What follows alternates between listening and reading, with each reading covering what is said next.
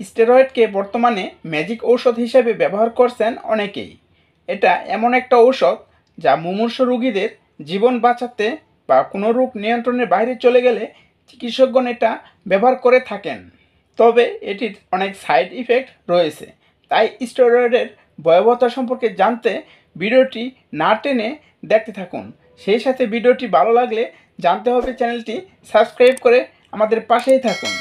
বর্তমানে যে কোনো ফার্মেসি বা হাতুড়ি পল্লী চিকিৎসকগণ নিজেদের যশ খ্যাতি বাড়ানোর জন্য সাধারণ রোগীদের অজান্তেই দিচ্ছেন এই স্টেরয়েড, যেটা রোগী খাওয়ার সাথে সাথে যে কোনো কঠিন রোগ সাময়িক সময়ের জন্য উপশম হলেও পরবর্তীতে সে রোগী ধীরে ধীরে কঠিন রোগে আক্রান্ত হতে থাকেন। শরীরে যে কোনো ব্যথা, হাঁপানি, শ্বাসকষ্ট, চর্মরোগ, ইনফ্লামেশন ও মাংসপেশির দৃঢ়তা বাড়াতে খুব দ্রুত ম্যাজিকের মতো কাজ করে থাকে। কিন্তু এটির পার্শ্ব প্রতিক্রিয়া খুবই ভয়ানক।